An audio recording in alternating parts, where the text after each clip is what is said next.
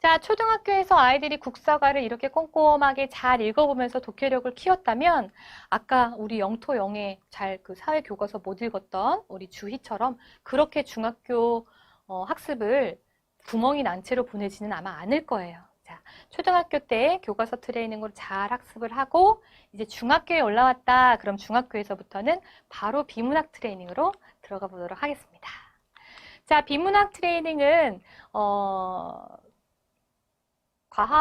인문, 사회, 과학, 기술, 예술 네, 5개의 영역의 지문이 랜덤으로 나오게 되고요. 따라서 모두 다 같은 날짜에 시작하고 똑같은 레벨에서 시작을 했다고 하더라도 각각 아이들마다 모두 다 다른 지문을 받게 됩니다. 이게 사실 실전인 거예요, 실전. 우리가 훈련으로 하고 있지만 실제로 아이들이 수능에서 이 형태로 시험을 봐야 되잖아요.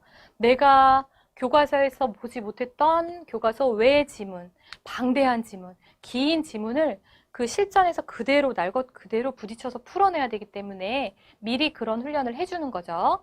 자, 또 하나 있습니다. 수능 비문학 역용의 지문이 3개예요. 그래서 각 지문마다 이제 한 5개 정도의 문항이 있는데 그런 의미에서도 이제 실전 감각을 조금 더 체화하기 위해서 하루에 비문학 지문 3개가 기본으로 구성이 되어 있습니다. 여기다가 이제 문학을 추가하거나 뭐 조금씩 가감을 할 수는 있는데 기본 세팅이 이렇게 되어 있어요. 그래서 비문학 지문 어떻게 학습하는지 한번 보여드릴게요. 자, 초등만 교과서 회독 읽기가 들어가 있지 않습니다. 중학교도 마찬가지예요. 근데 실제로 시험에서는 우리 아이들이 여러 번 읽을 시간이 없습니다.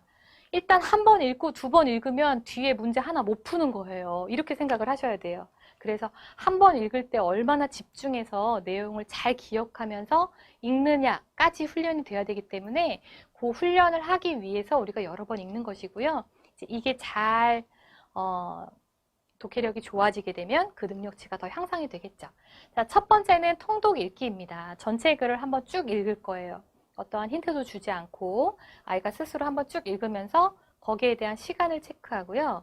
그 다음에 지금 읽은 글에 어떤 기억을 해야 되는 핵심이 되는 내용들이 또 있잖아요. 그냥 사실, 일치, 확인 퀴즈를 통해서 그런 내용들을 점검해 보는 정확도까지 여기가 첫 번째 통독 읽기에 포함이 되어 있는 과정입니다. 자, 지문을 그냥 그대로 주고 전체 읽기를 한번 할 건데 이때 이제 위에 좌측 위에 보면 타이머가 돌죠. 그래서 보통 중학교 같은 경우 빠르면 초등학교 6학년 아이들이 교과서 읽기를 다 완료한 후에 비문학 지문으로 올라올 수가 있는데 이때 읽는 속도가 이제 뭐 한 보통 400자에서 600자 정도 나옵니다. 소리를 내서 아까 제가 사회교과서 소리 내서 읽어드렸던 그 정도의 속도 읽으면 한 5, 600자 정도 나오는 속도예요. 사실 음독을 하지 않고 눈으로만 읽으면 그것보다 속도가 더 빠른데 아직 초등학교 아이들이나 중학교 1학년 아이들은 한 뭐 600자 내외 정도 나오면 되는구나. 이 정도의 가이드라인은 가지고 계시면 좋을 것 같아요. 한 번을 이제 쭉 읽어봅니다. 읽어본 다음에 다 읽었어요를 누르면 바로 이 지문의 내용 중에서 어떤 사실 확인 문제를 3문제 내줄 거예요. 그래서 이거는 뭐 추론이나 비판적 사고를 유하는 그런 게 아니라 단순 기억력을 체크하는 그런 문제이기 때문에 아이가 잘 집중해서 정독하면서 읽었다면 비록 속도가 조금 늦더라도 읽었다면 문제를 잘 해결할 수가 있죠. 근데 보통 요즘 아이들이 어떠한 긴 글을 정독해서 시간을 들여서 읽는 훈련을 대부분 잘 못 해본 아이들이 많다 보니까 처음에 매일 국어를 할 때는 이 OX 퀴즈의 정답률이 좀 많이 떨어지기도 하더라고요. 그래서 그렇게 읽으면 안 돼. 잘 끝까지 빠뜨림 없이 꼼꼼하게 읽어봐. 이제 이런 훈련을 처음에 스텝 바이 스텝으로 시작을 해줘야 될 것 같아요. 자, 이렇게 문제를 3문제 풀고 나면 이제 1단계가 끝나고요. 여기에서 2가지 기록을 보여주죠. 일단 이 아이가 어느 정도의 속도로 읽을 수 있어요. 그 다음에 어느 정도 내용을 기억하고 있어요. 네, 요거에 대한 기록을 보여드리고요. 아까 자기주도 학습의 완료는 내가 학습을 한 것을 스스로 점검하는 단계까지가 포함된다고 말씀을 드렸던 것처럼 이거는 아이 스스로 내가 학습한 내용을 다 확인을 할 수가 있고 이 내용은 어머님들도 보실 수가 있어요. 예전처럼 아이 학원에 맡겨놓은 다음에 우리 아이 어떻게 잘하고 있나요?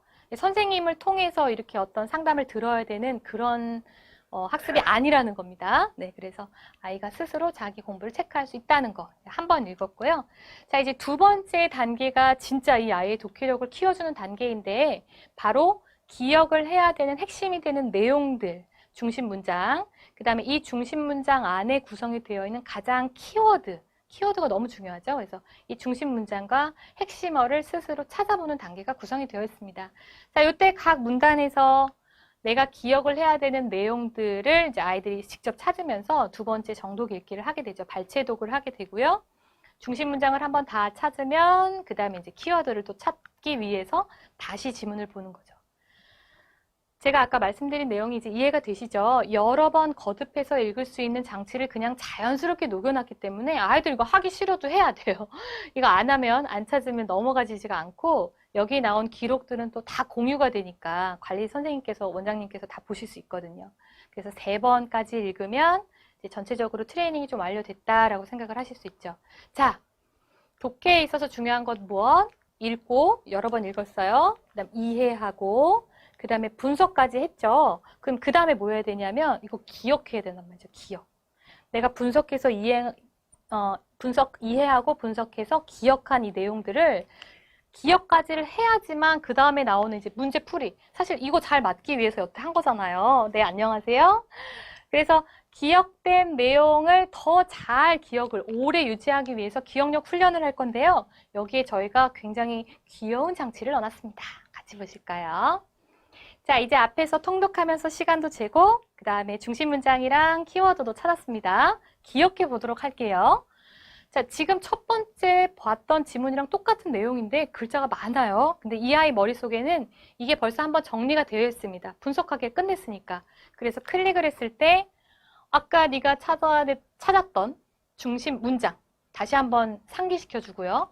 한 번 더 클릭을 하면 이제 이 내용만 조금 더 머릿속에 명확하게 또렷하게 각인할 수 있게 하기 위해서 나머지 문장들을 한번 이렇게 걷어내 줍니다. 훨씬 시각적으로 잘 보이죠, 또렷하게. 자, 한 번 더 누르면 이번에는 아까 찾았던 그 키워드들만 보여줘요. 키워드들만. 자, 비교를 한번 해보세요. 처음에 전체 지문이 다 있었을 때에는 막 이렇게 읽어내려가느라고 바빴죠. 근데 벌써 아이가 한 번 읽고, 2번 읽고, 3번 읽으면서 분석까지 끝내고 다시 이 페이지를 봤을 때는 전체적인 내용이 마치 머릿속에서 이렇게 파도가 너울져서 쫙 퍼져나가듯이 머릿속의 기억을 스스로 되새길 수 있다는 겁니다. 시각적으로 그렇게 장치를 넣어놓은 거예요. 그래서 연민, 2가지 조건, 연민의 가치, 연대.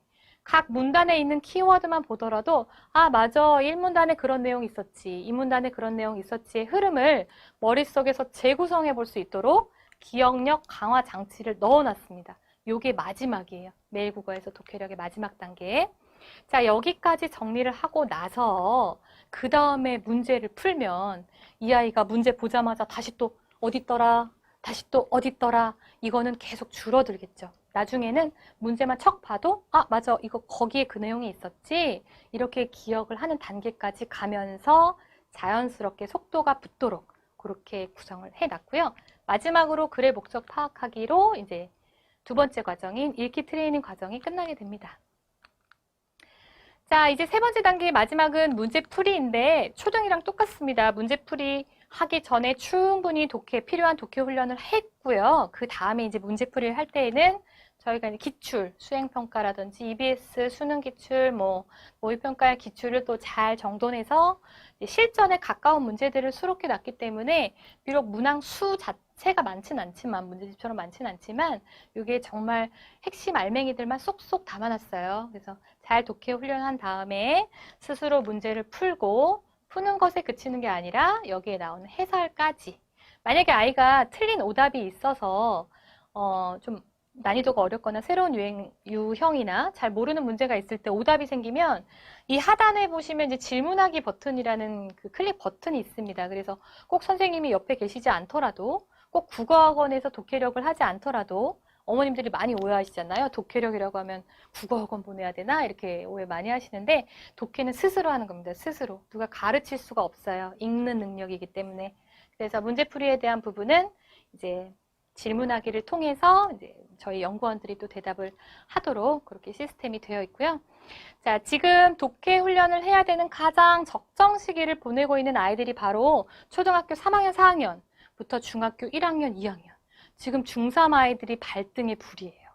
중3 아이들은 지금 올해부터 시작된 코로나를 이어서 내년에 가서 3월 모의평가를 봐야 되는 아이들이거든요. 시간이 얼마 없습니다. 6개월밖에 없어요. 그래서 중3은 지금 뭐 뒤 돌아보지도 말고 빨리 우리 아이의 독해력에 문제가 없는가, 잘 진행이 되고 있는가 지금 점검을 해 보셔야 될 시점이고요. 중학교 1학년, 2학년 아이들은 지금부터 시간이 잘 확보되어 있으니까 그동안 독서 지도를 내가 잘 해주지 못해서 사실 좀 마음이 찜찜했는데 이렇게 생각하시는 어머님들 지금 당장 무엇을 해야 될까요?